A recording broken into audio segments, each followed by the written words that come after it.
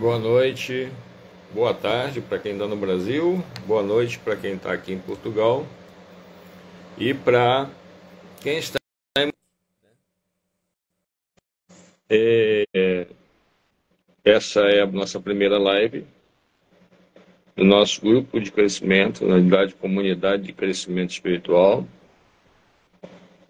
E eu gostaria de que quem já estiver fosse dando um ok, né? Fazendo alguma sinalização. Nós vamos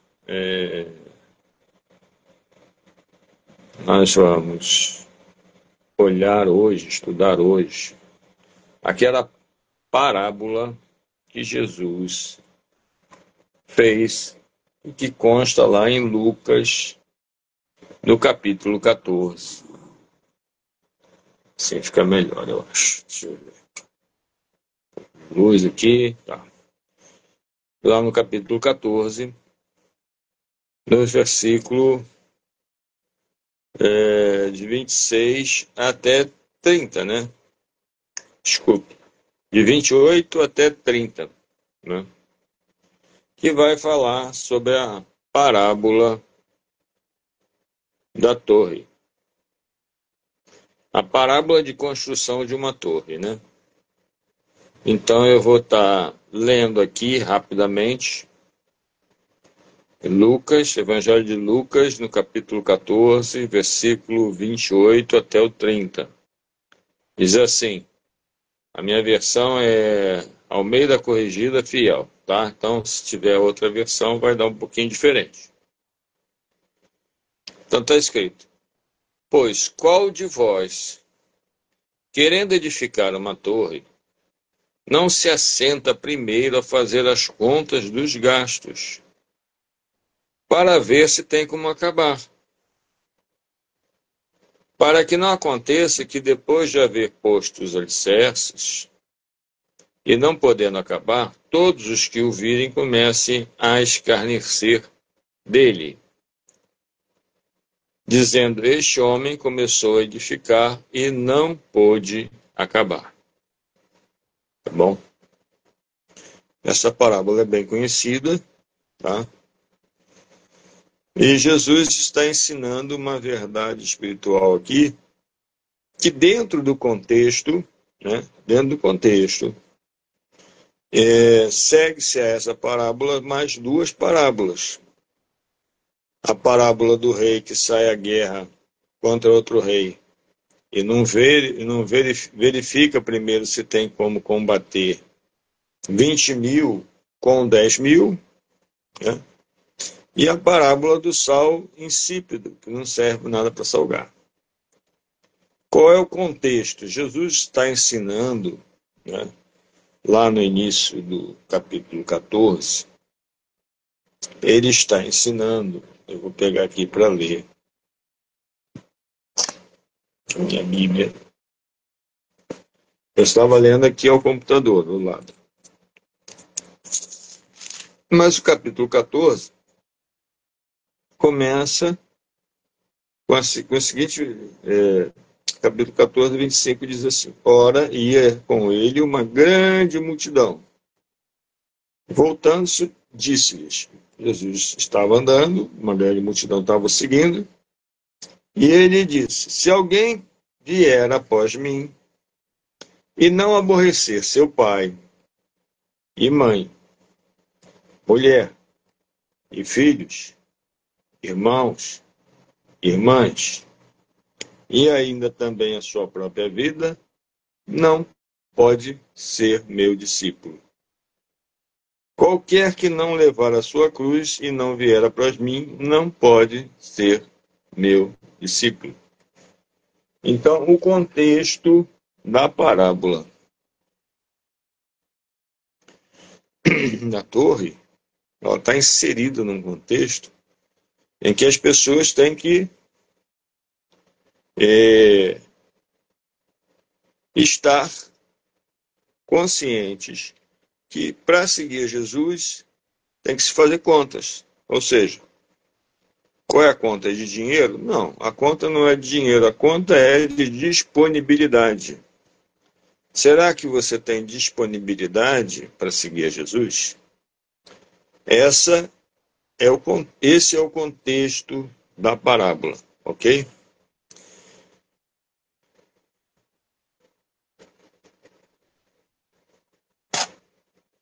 E no versículo 33, do mesmo capítulo,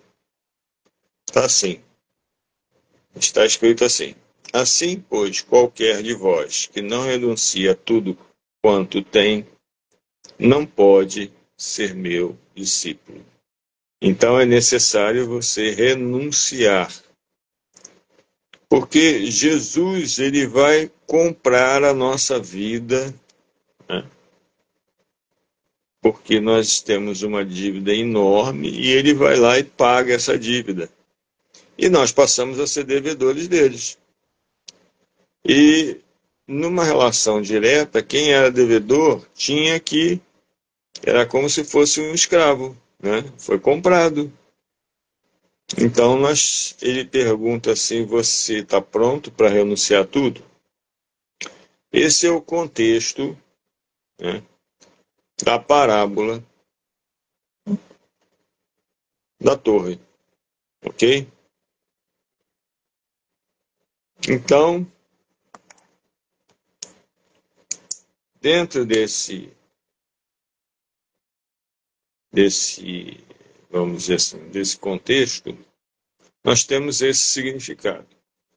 Porém, nós sabemos que Deus é onisciente, né? Ele é onisciente. O que ele significa isso? Que ele conhece todas as coisas e que a palavra dele é uma palavra de sabedoria. Então, nós podemos tirar essa parábola do contexto bíblico, seja desse contexto, e podemos aplicar a outras partes da nossa vida, né? Então, quais são as partes que nós podemos aplicar na nossa vida? Diversas partes, principalmente aplicado aos nossos sonhos e aos nossos planos.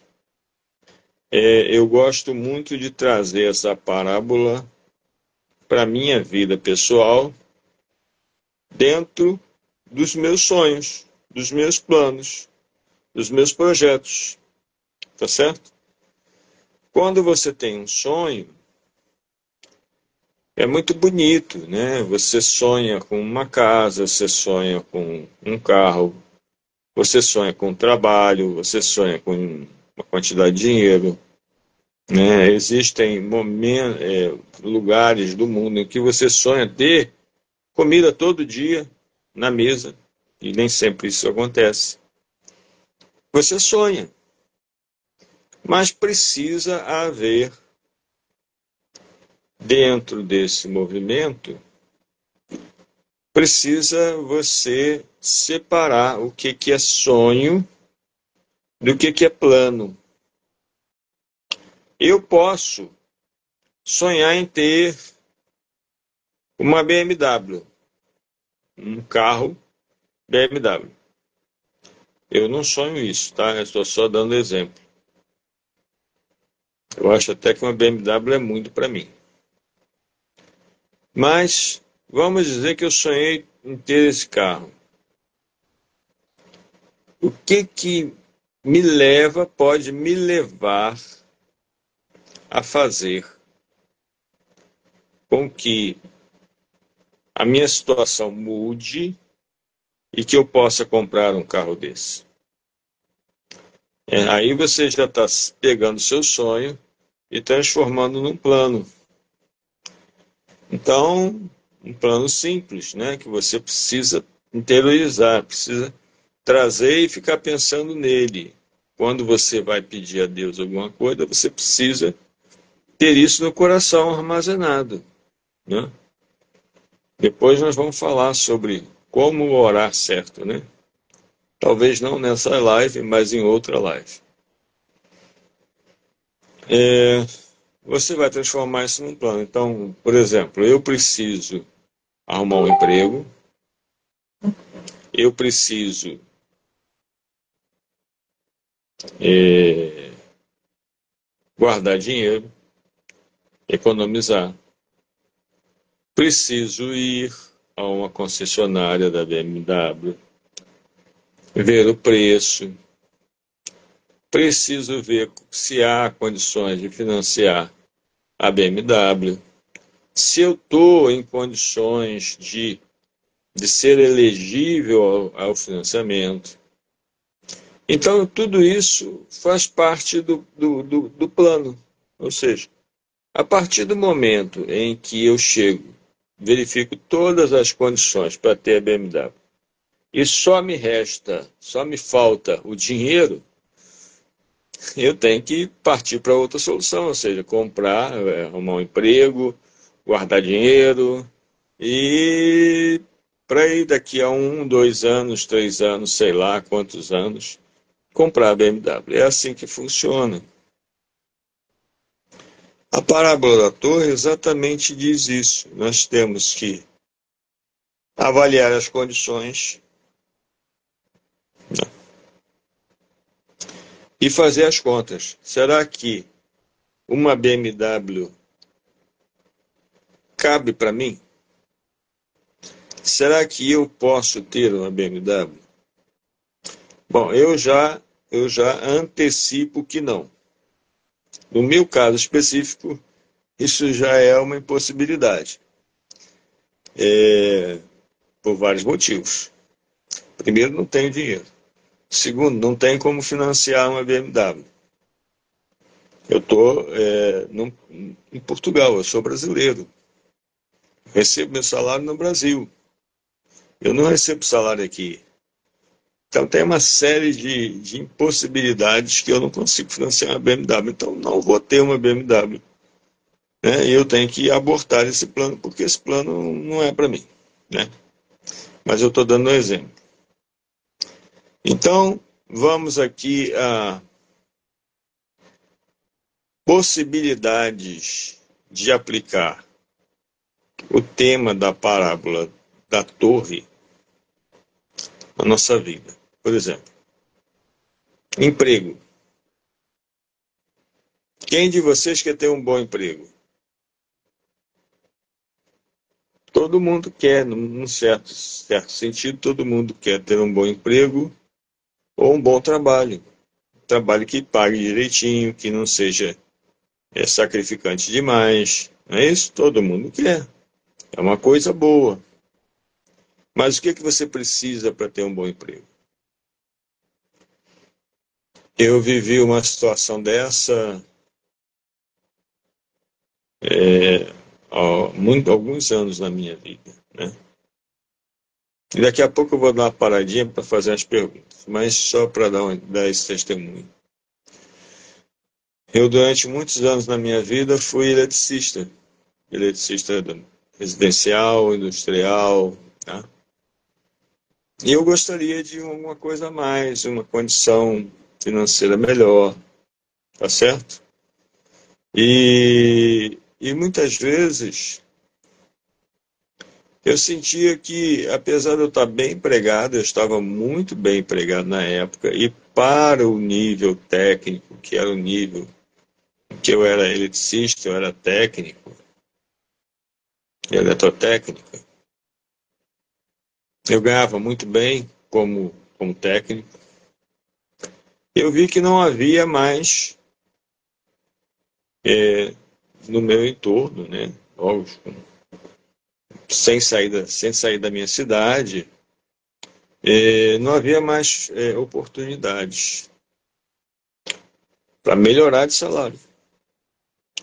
E eu acabei indo terminar o curso de engenharia, né? Eu tinha começado o curso de engenharia aos 30 anos, larguei aos 35, porque eu não tinha como continuar, trabalhar com família Não tinha como, porque as aulas eram de dia, eu não tinha como trabalhar, assistir aula ou trabalhava. Então, eu preferi trabalhar porque o meu dinheiro ficava lá, o dinheiro entrava, né? Se eu deixasse de trabalhar, talvez eu nem conseguisse terminar a engenharia.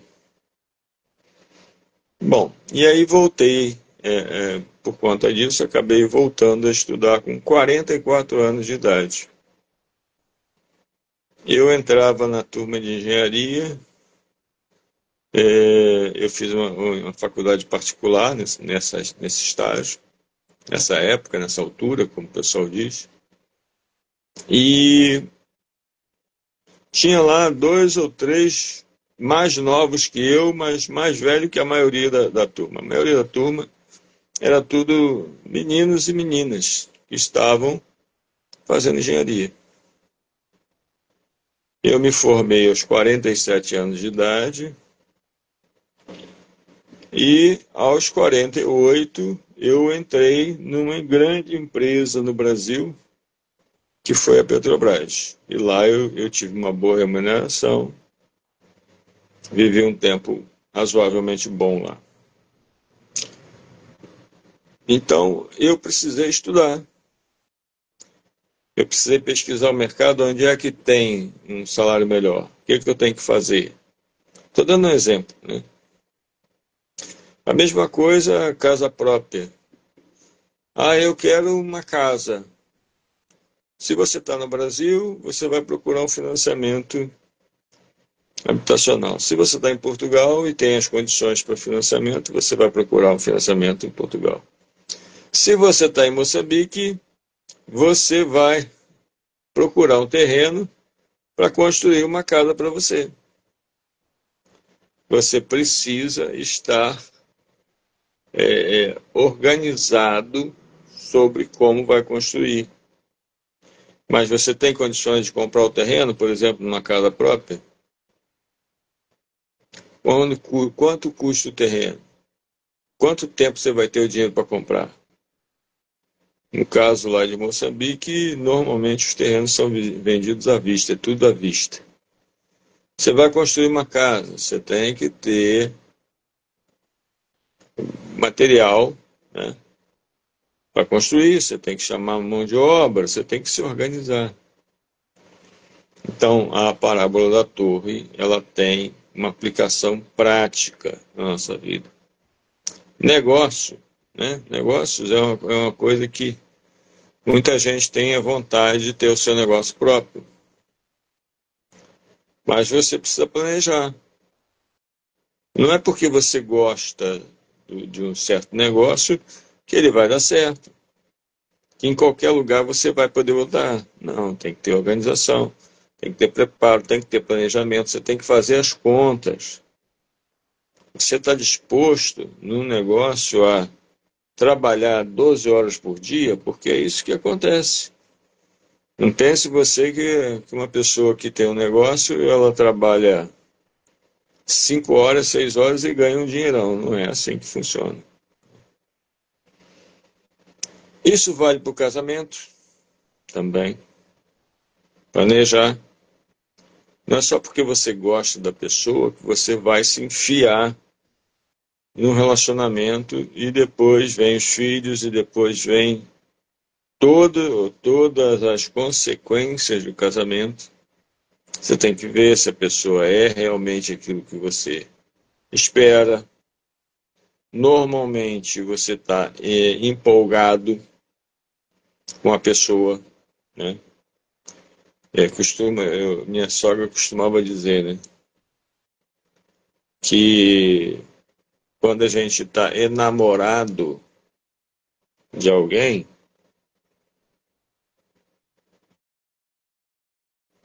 não precisa ter dinheiro, né? Só amor. E a coisa não é assim. Você precisa se planejar. Casamento tem outras questões também, que eu também não vou entrar nesse detalhe aqui. Você precisa fazer a manutenção dele, você precisa aceitar certas coisas. Você precisa sentar, verificar, é isso mesmo, eu vou casar e vou ficar a vida inteira casado? Ou eu vou fazer que nem os casamentos de hoje em dia? Casa, separa, se não der certo, separa. Não pode ser assim, porque senão você não chega a lugar nenhum. E bom, basicamente é isso, né? Existe um passo a passo para para se organizar, né, nas coisas, tá? Mas agora eu gostaria que você, que está na live, colocasse, né, o que você entendeu até agora, né? Fizesse as perguntas que são necessárias, que você acha que é importante fazer, para a gente depois passar para o passo a passo do planejamento detalhado, tá? O que você gostaria, né, de construir na sua vida? E se você entendeu que para construir uma torre você precisa se comprometer, você está comprometido com o seu projeto, com o seu sonho? Esse é o primeiro passo. Então, eu vou esperar um minutinho para você escrever aí o que você acha que você entendeu, o que você gostaria, porque depois nós vamos falar também um pouquinho sobre oração, né? Eu acredito que a oração é a base de tudo que a gente pode conquistar na vida. Você pode conquistar coisas sem oração? Pode. É mais difícil. Mas você pode. Mas a oração é a base da vida. Então eu vou parar de falar um minutinho. Vou esperar você colocar as perguntas, se tiver alguma. Senão a gente continua na descrição do planejamento. Como fazer esses cálculos? O que fazer? Que cálculos são esses? Tá bom? Pode colocar aí.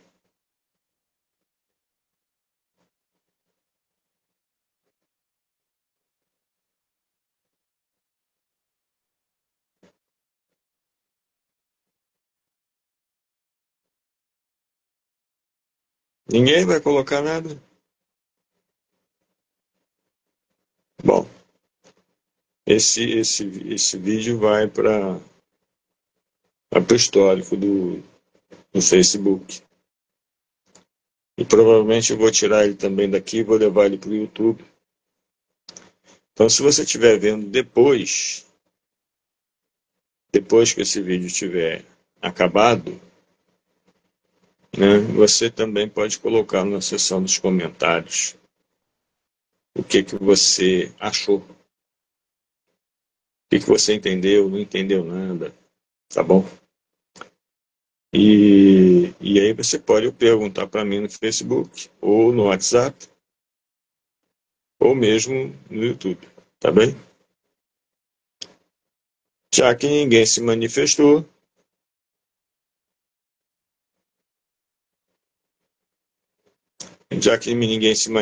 agora, vamos falar do planejamento, né? Planejamento. Para fazer aquelas contas, né, que está na parábola da torre, você precisa primeiro pensar, é aquilo que eu falei, né? Eu queria um emprego melhor, então eu fui ver qual era o emprego que tinha que era melhor que o meu e o que precisava.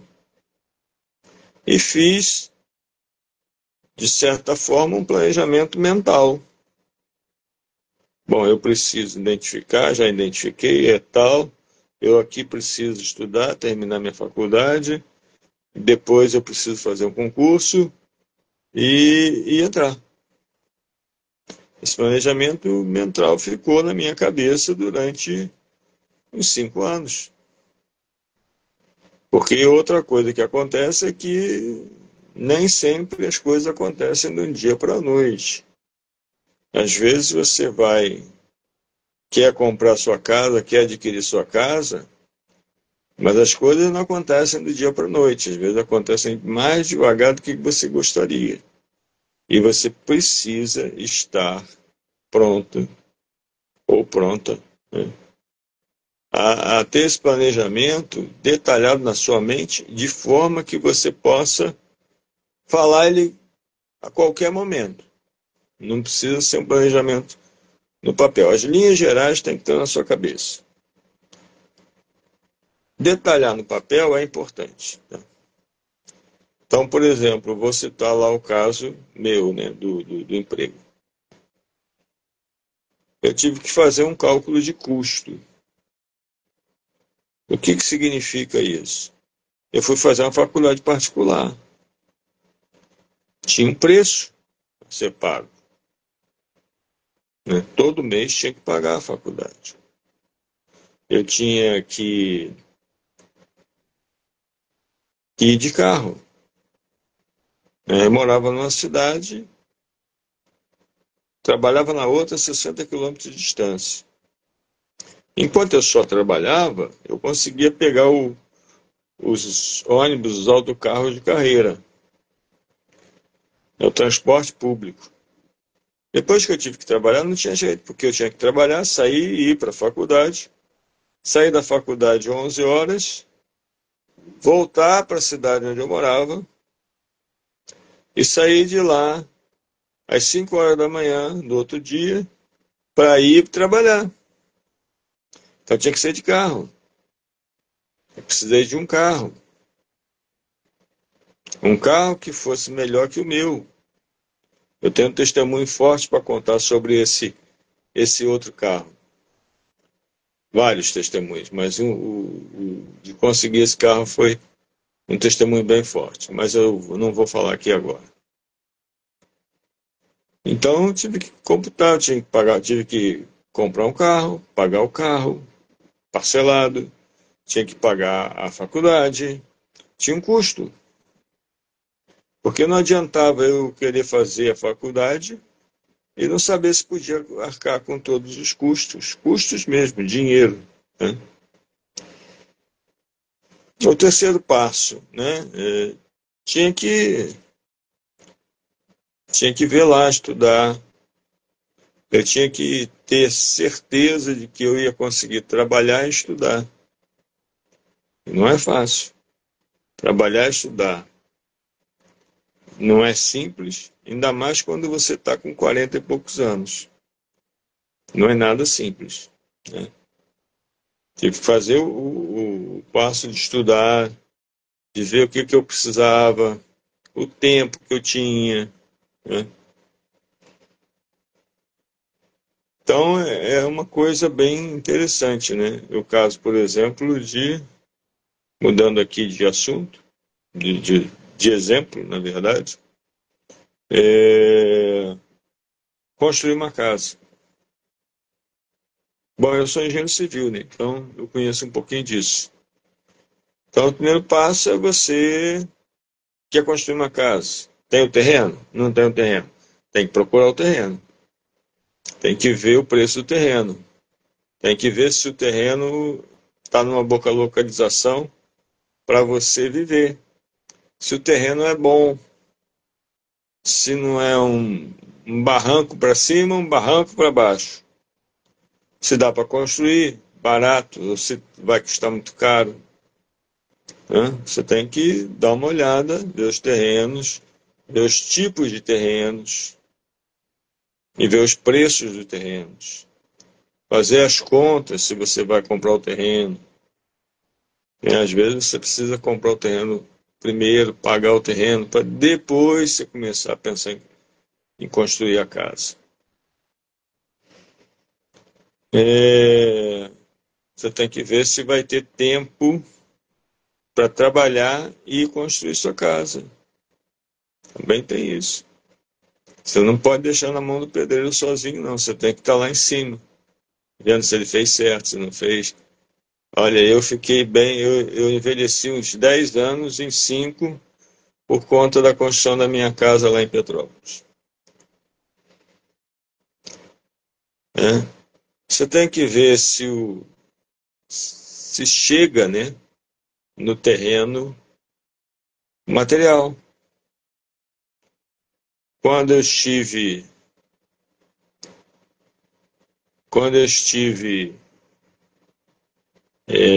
em Moçambique, uma das minhas preocupações, quando a gente foi comprar o terreno, é saber se o material chegava naquele terreno. Porque nem sempre o terreno estava na via principal, né? Às vezes tinha, vamos dizer assim, loteamentos novos. Aí eu perguntava, a areia chega aqui, o cimento chega aqui, o tijolo chega aqui, né, a pedra chega aqui. Aí eles tinham que dizer, olha, sim, não, né? Tem que ver se os insumos chegam. E daí, então, já comprado o terreno, resolvida a questão do terreno, você tem que começar a fazer a fundação da casa, né? Existe na Bíblia uma comparação que Jesus faz, né, daquele que ouviu a palavra e fez a sua casa sobre a rocha, e aquele que ouviu a palavra, mas não deu atenção e fez a casa sobre a areia. Tem gente que constrói, depois de gastar tanto dinheiro no terreno, vai lá e constrói uma casa mais ou menos, como diz o brasileiro, meia boca, porque acha que não vai ter problema. Não vai. Tudo que você tem na vida, você tem que fazer a manutenção. Não tem jeito. Você fez a fundação, colocou a fundação, começa a construção. E aí você tem que executar. E executar não é deixar só o pedreiro fazer. Você tem que estar lá em cima, tem que acompanhar a execução, tem que dizer se é aquilo que você queria ou não queria. Se você fez um projeto, o camarada vai seguir o projeto. Mas mesmo com o projeto existem modificações durante a obra, isso é normal. Então você precisa estar atento, entendeu? Significa então que a parábola de Jesus, ela fala muito claramente sobre a gente avaliar, né? Avaliar os nossos planos, os nossos sonhos, para ver se a gente tem condição de terminar. Então, eu já passei por alguns processos desses, e eu tenho até algumas questões que não são boas, né? Algumas pessoas que me conhecem sabem que eu tive um negócio grande no Brasil e que não deu certo. Talvez faltou eu fazer mais contas. Então hoje eu faço as contas de tudo que eu tenho que fazer na minha vida secular. Mas na nossa vida espiritual a gente precisa também fazer contas. Vale a pena seguir a Jesus? Né? O que a gente perde se não seguir a Jesus? Essa é uma pergunta que tem que estar no nossa mente. O que a gente ganha e o que a gente perde? O que a gente ganha é simples, é a salvação, a eternidade junto com Ele, com Deus, né? E o que a gente perde se não seguir a Jesus? Um lugar de tristeza, de tormento, de angústia, eternamente. Agora, você está disposto a seguir a Jesus? Né? Só para a gente ir encerrando aqui, eu não sei quanto tempo já tem de live, uns 30, 40 minutos.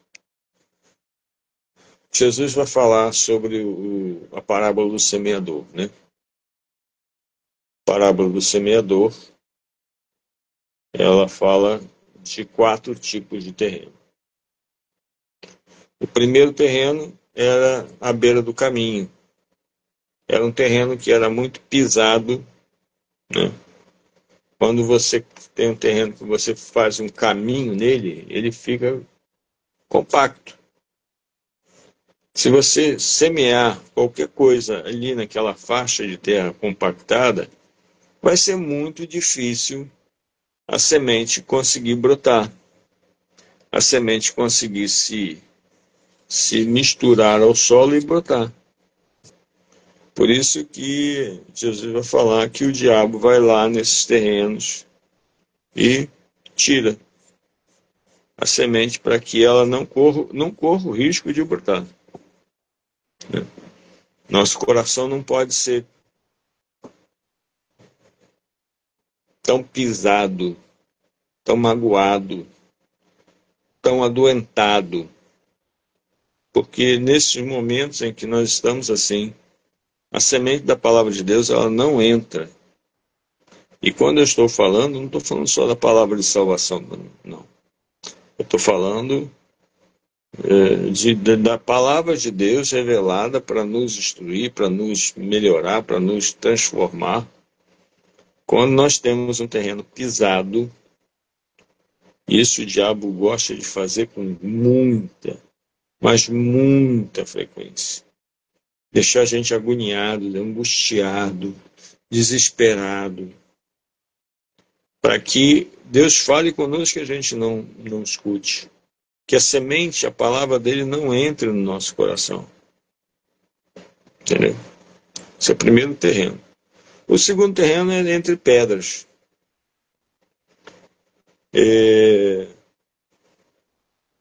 Em alguns lugares, né, você vê que tem terrenos novos. O que é terreno novo? É um terreno que não está ainda. Não é um terreno fundo. Não é um terreno de barro, um terreno de terra, de areia. É um terreno que tem um monte de pedras espalhadas. Entre uma pedra e outra tem um pouquinho lá de terreno. Quando a semente cai ali, ela até consegue se misturar ali à terra e até brota. Mas, como não tem muita profundidade, assim que a semente sai, né, que a plantinha começa, o brotinho começa a nascer, vem o sol e seca aquele broto.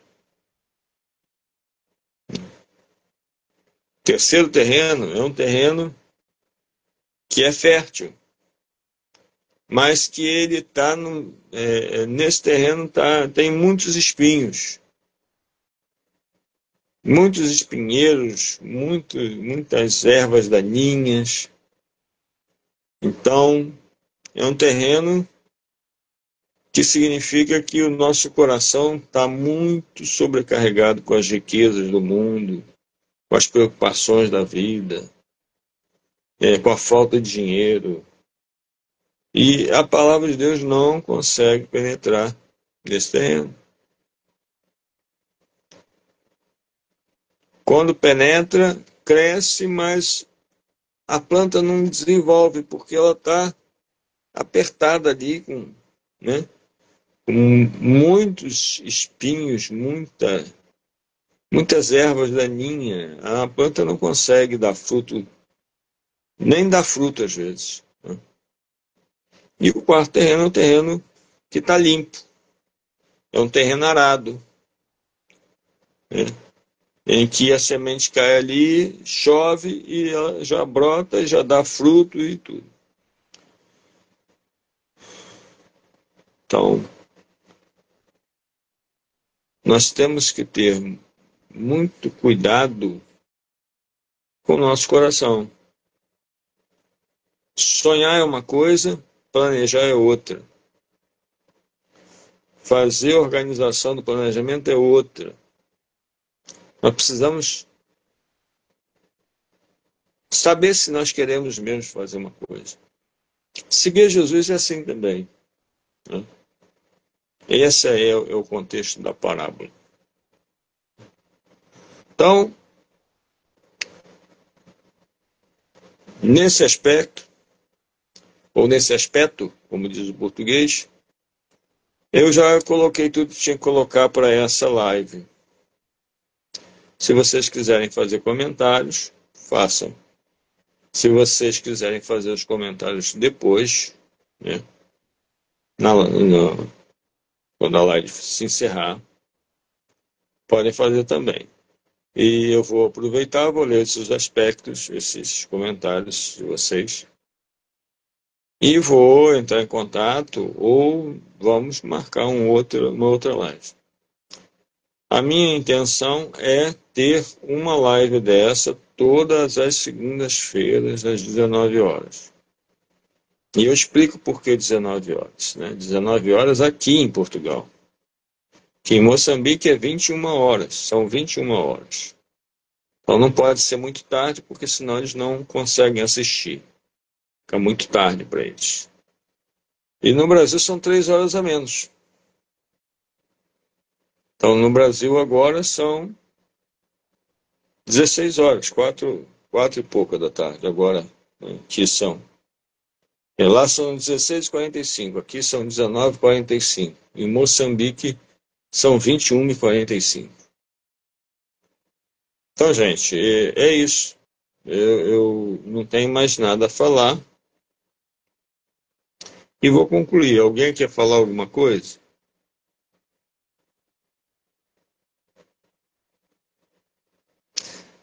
Se ninguém vai se manifestar, nós vamos concluir. E eu vejo vocês na próxima semana. Tá? Na próxima semana eu vejo vocês numa outra live que eu vou ver o tema e vou colocar também nos grupos. Tá bom? Deus abençoe vocês. Que a paz de Jesus esteja guardando o coração de vocês. Amém? Deus abençoe. Tchau.